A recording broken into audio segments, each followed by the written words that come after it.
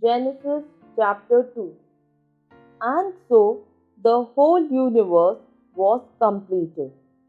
By the seventh day, God finished what He had been doing and stopped working.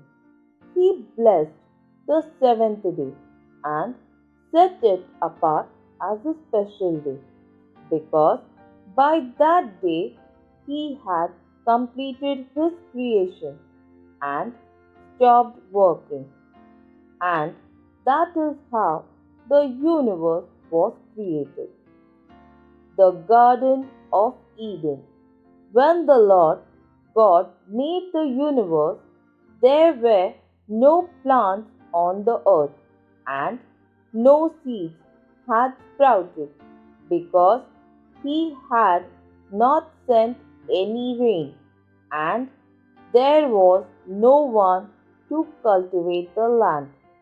But water would come up from beneath the surface and water the ground.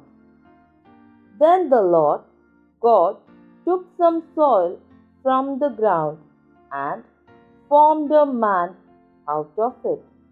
He breathed life giving breath into his nostrils, and the man began to live. Then the Lord God planted a garden in Eden in the east, and there he put the man he had formed. He made all kinds of beautiful trees grow there and produce good fruit. In the middle of the garden stood the tree that gives life and the tree that gives knowledge of what is good and what is bad. A stream flowed in Eden and watered the garden. Beyond Eden, it divided into four rivers. The first river is the Pishon. It flows around the country of Havilah. Pure gold is found there, and also rare perfume and precious stones. The second river is the Gihon. It flows around the country of Cush. The third river is the Tigris, which flows east of Assyria, and the fourth river is the Euphrates.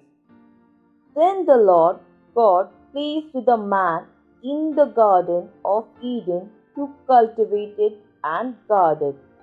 He told him, "You may eat the fruit of any tree in the garden, except the tree that gives knowledge of what is good and what is bad. You must not eat the fruit of that tree. If you do, you will die the same day." Then the Lord God said, "It is not good for the man to live alone. I will make a suitable companion to help him." So he took some soil from the ground and formed all the animals and all the birds.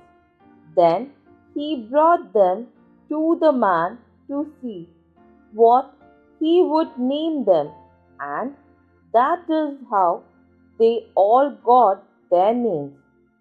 So the man named all the birds and the animals, but not one of them was a suitable companion to help him. Then the Lord God made the man fall into a deep sleep, and while he was sleeping, he took out one of the man's ribs and closed up the flesh. He formed a woman out of the rib and brought her to him. Then the man said, "At last, here is one of my own kind bone, taken from my bone and flesh from my flesh. Woman is her name, because she was taken out of man. That is why a man leaves his father and mother and is united with his wife, and they became one.